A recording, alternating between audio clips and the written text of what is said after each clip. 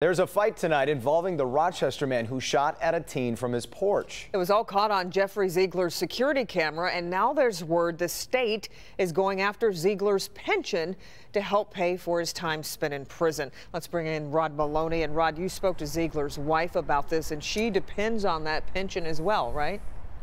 Right, she does, and we did talk to her on the phone briefly. She did say that she was aware the state could come after her husband's pension. She was braced for it. She referred me to her attorney, and they're still waiting to get all the paperwork on this. But here's the thing. She would be deeply affected by this because it costs $95 a day to incarcerate somebody in the state of Michigan, about $36,000 a year.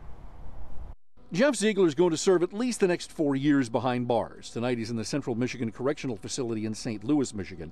The state sent him there after his conviction on assault with intent to commit great bodily harm and felony firearms convictions in his infamous case of firing his shotgun at a black teen asking for directions at his Rochester home last year. But for Ziegler's wife, Dana, whom you see here leaving the courthouse with Ziegler late last year, there's trouble. A retired firefighter, Ziegler receives a pension of just under $4,000 a month from the City of Detroit Firefighters Pension Fund, and the state wants as much of that cash as it can get. It can do so under the State Correctional Facilities Act of 1935, which requires the Attorney General to seek reimbursement when he or she believes there is good cause to believe a prisoner is due assets that may be used toward the cost of care.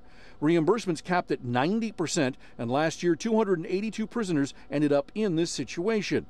This is something most Michiganders aren't aware of and don't like. I think it's wrong. That's why I pay taxes. Whether it's to the state, to the county, wherever, they should be operating on a budget. She's having to suffer for what he did, and she should be entitled to that money. I think that's wrong. I think that needs to be changed. Not so fair. Not so fair. Yeah, if it's half and half.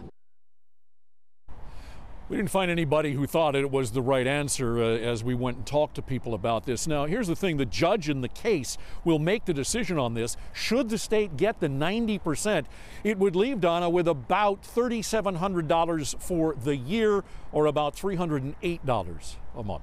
Back to you. Rod, I'd never heard of this happening before. How common is this situation? Well, strangely enough, there are 7,700 men went into the prison system last year in the state of Michigan, and exactly 4% of them were actually forced to have to pay something back. Yeah, okay. All right, Rod. Thanks.